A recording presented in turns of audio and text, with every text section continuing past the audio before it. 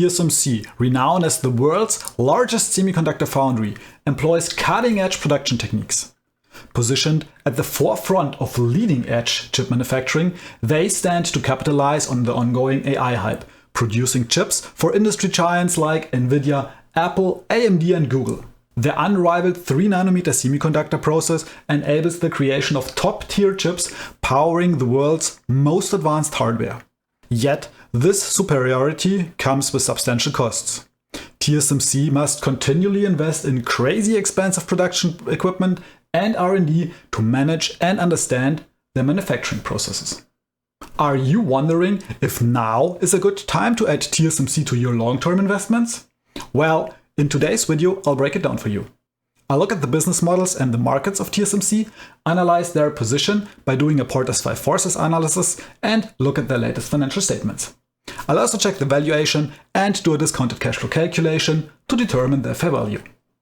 So sit back, relax, and let's explore TSMC's investment potential together. My name is Florian, welcome to Cashflow Maniac.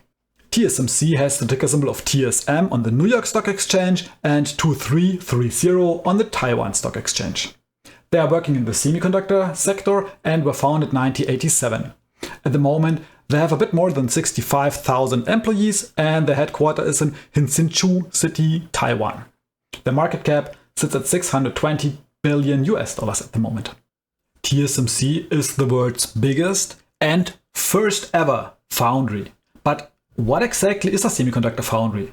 Semiconductor foundries are also called fabs, and they basically produce the chips for hundreds of fabless companies, including well-known tech leaders such as Qualcomm, NVIDIA or Apple. These large companies usually do the chip design by themselves, but they do not produce the chips. There is a huge difference in the expertise required between designing these chips versus actually producing them. In this foundry business, TSMC has by far the largest share, as shown in the blue bar in this graph here. TSMC could increase the market share from a bit below 50% in 2019 up to around 60% in the last quarter of 2023. You might have noticed that Intel is actually missing in this list here. One of the reasons for this is that Intel's foundry revenue actually only comes from its own operation. They do not produce any chips for any other companies. But they are planning to build up this foundry business, and by 2030 they are planning to be the second largest foundry in the world, just after TSMC. As a global company, the revenue of TSMC is generated worldwide, but the vast majority still comes from North America. Around 70% are generated in North America, followed with 12% by China, 8% Asia Pacific, and then Europe and Japan with 6% each. The chips of TSMC are also used in many different applications, most of them actually cutting-edge technologies. Most of the chips, 43%, are going to high-performance computing, followed by smartphone application, followed by Internet of Things, automotive, consumer applications, and others. In 2023, the highest growth rate actually was with automotive chips. And by looking at these growth rates here, we can already see that 2023 was quite a tough year for TSMC. In most of the applications, they had a decline of business. But over the long run, especially the automotive, Internet of Things and high-performance computing sectors are still expected to grow quite significantly. One of the reasons for this expected growth and TSMC's very strong market position is their capability of manufacturing chips with 3nm node sizes. This is very unique at the moment, and TSMC is actually the only company worldwide that can currently produce chips with 3nm nodes, even though some competitors like Samsung are expected to catch up with this technology later this year. But even Intel is not expecting to surpass TSMC from production and sales point of view in the next couple of years. With this 3nm technology, TSMC has a monopoly for these high-end and leading-edge chips and has secured over 90% of the global AI chip foundry orders, with even Intel counting to their customers. And this is expected to drive the revenue growth of over 20% on a year-on-year basis for the next years. While their competitors are still catching up with the 3nm node size in their chips, TSMC is already working on 2nm node size with their N2 node. They are currently expecting that by 2026, they will be able to produce these 2 nanometer node sizes in higher production volumes. And even though this 3 nanometer technology is also still quite new for TSMC, they have just started producing on this node size in the third quarter of 2023. At the moment, it already makes up almost 10% of their overall revenue. This is followed by the 2 next smallest node sizes, which is 5 nanometer, that makes up 37% of their revenue, and 7 nanometer, 90% of their revenue. So these highly advanced chips make up around 2/3 of TSMC's current revenue. And of course, over the next years, this is only expected to increase even further. This is also good news for TSMC, not only because of the overall volume produced, but because these smaller node sizes are also quite a bit more expensive compared to the bigger ones. And with this, we can see that the total revenue per wafer on their side is going up quite significantly. And especially over the last 2 years, it has increased by quite a bit.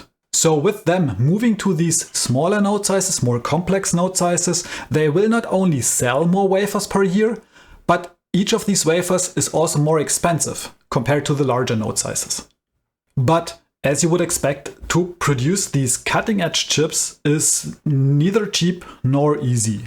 And one point what we can see is if we look at the cash flow statement, in 2023, the costs for production machines and fabs made up around 3/4 of the overall operating cash flow of TSMC. So a huge portion of their cash flow is directly invested back into their business in order to stay ahead and keep this advantage they have over their competitors. And in their SEC filing for 2023, they also mentioned these CapEx costs. Here, the capital expenditures in 2023 were mostly related in expanding the capacity and installing the machines and facilities for the 3 nanometer process and 5 nanometer process. For 2024, they also expect the CapEx costs to be between 28 billion and 32 billion, which is in the same range as we saw in 2023. Despite the high costs for these 3 nanometer chips and the high CapEx cost required to produce them, TSMC is actually not short of customers for this. For the first month where they did produce these 3 nanometer chips, Apple actually reserved the whole production capacity of TSMC only for themselves. And in 2024, Apple is actually expected to produce their A18 processors and their A70 Pro processors on TSMC's 3 nanometer process. Even Intel is expected to produce their new Lunar Lake CPUs on TSMC's 3 nanometer technology, even though they are just trying to build up their own production facilities for exactly this process node. And of course, a lot of the chips necessary for AI applications are also built on this 3 nanometer process. And in this, TSMC actually has over 90% of the global market share for these AI chips. But this unfortunately also brings some risks. As the player in these markets are very concentrated, the biggest customer of TSMC actually makes up around 25% of their total revenue in 2023.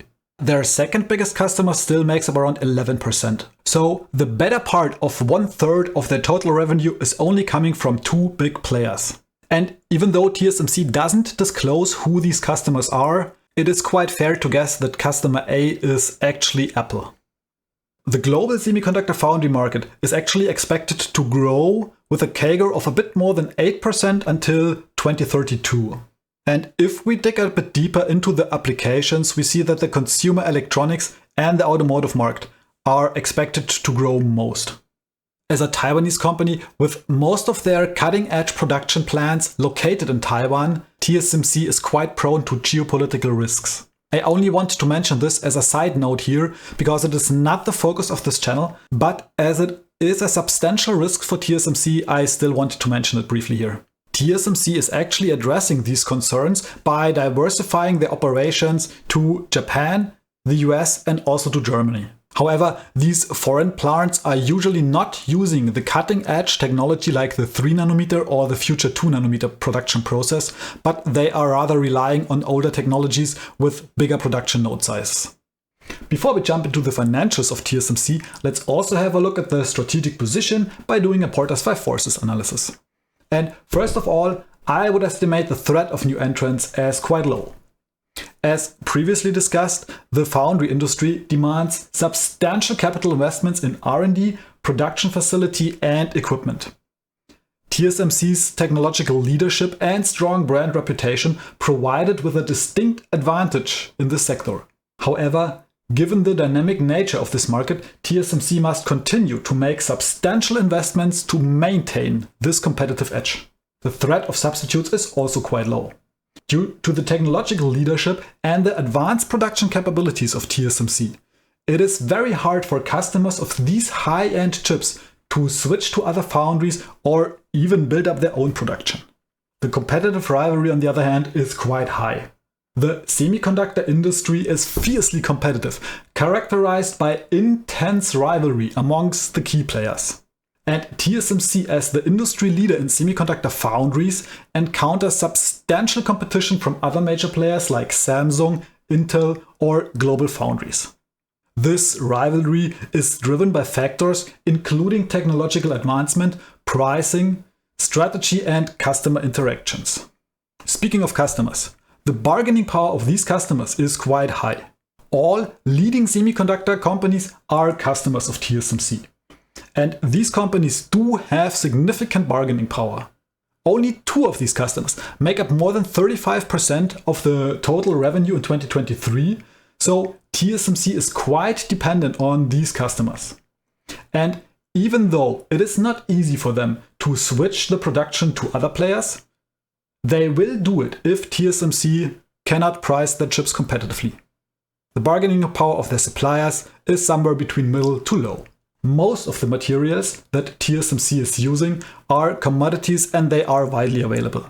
Due to its scale and market share, TSMC has actually quite a good bargaining position against these suppliers.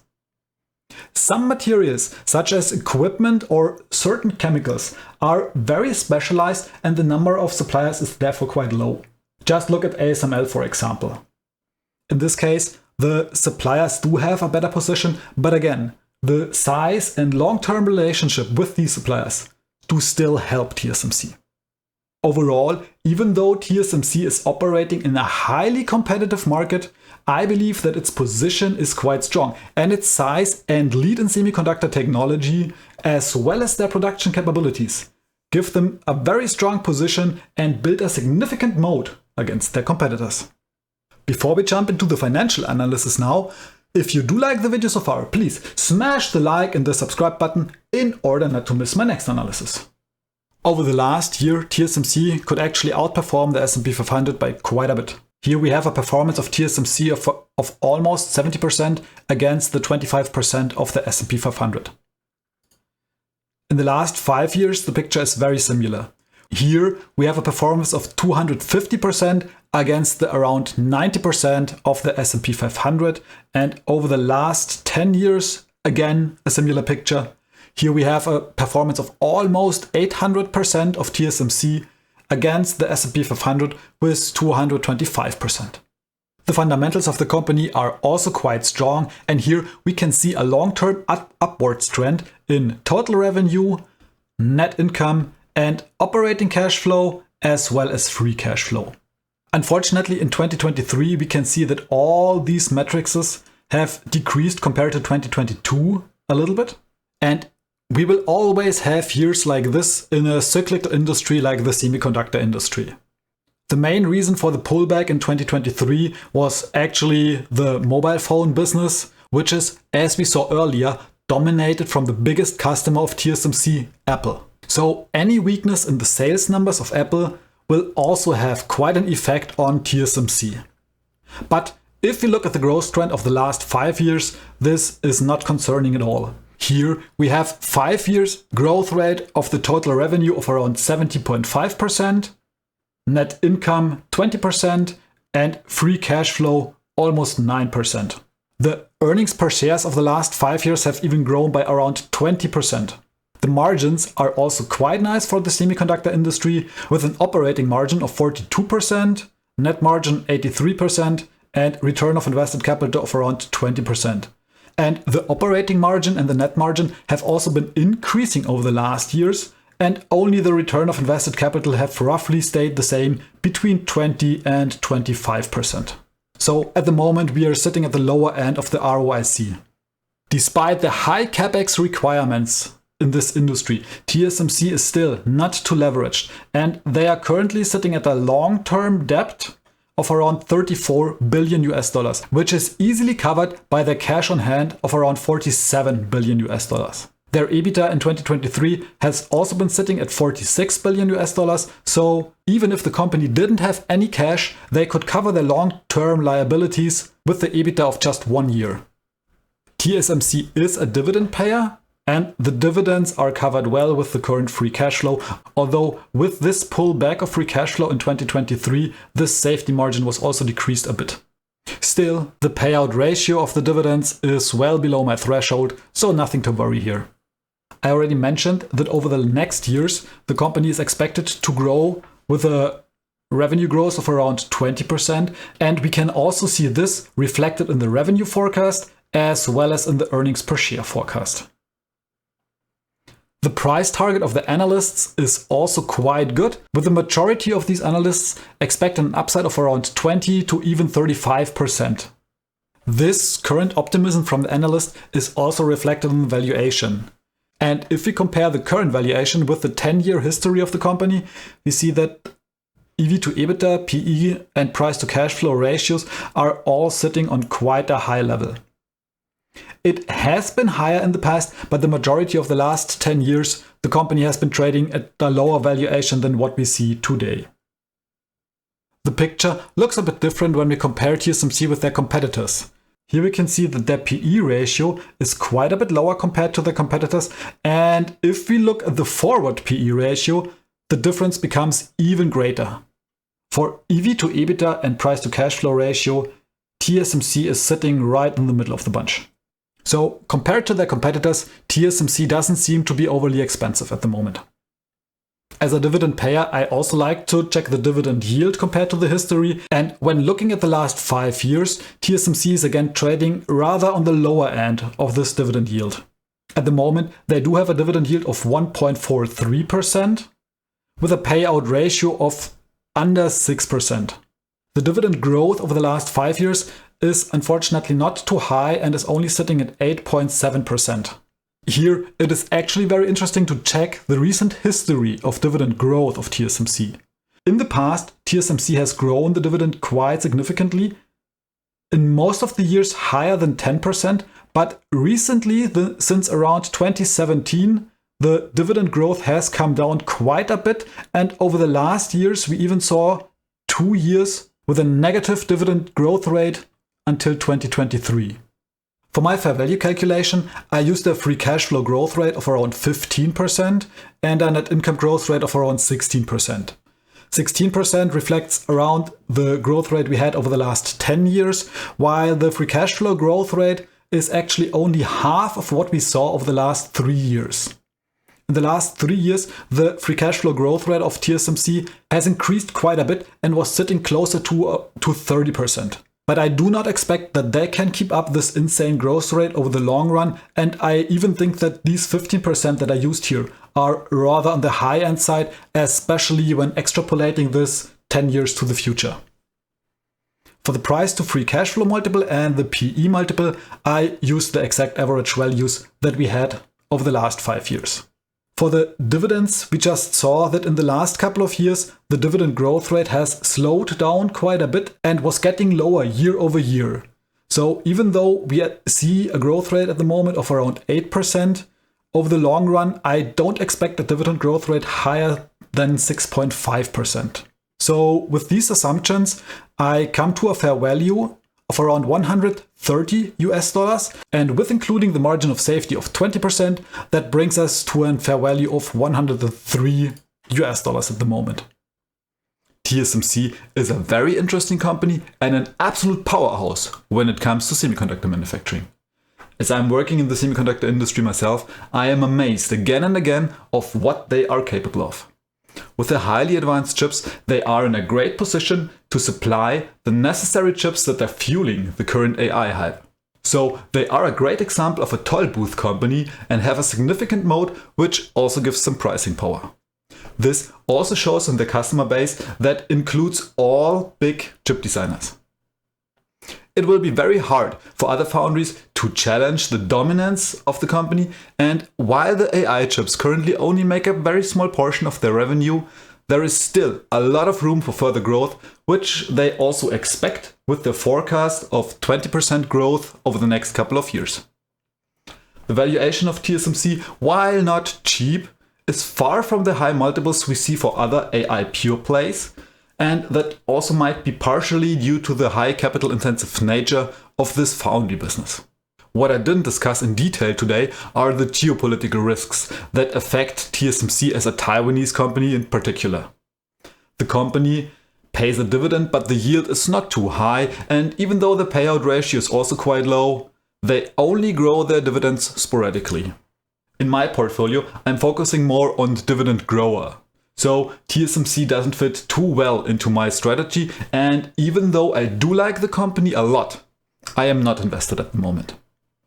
Besides the irregular dividend growth, before investing I would also like to have a bit more of a discount, considering the geopolitical risks involved. But please, before investing, do your own research and only use this video as a starting point for your own analysis. That being said, thank you so much for watching, guys. If you did find today's analysis helpful, please smash the like button and subscribe to the channel in order not to miss my next video. And if you have any suggestions or recommendations of what I should analyze next, please leave me a comment down in the comment section. I am doing my best to reply to all of them. And if you are still looking for another company that might also be a good fit for your long-term portfolio, this one might just be the right one.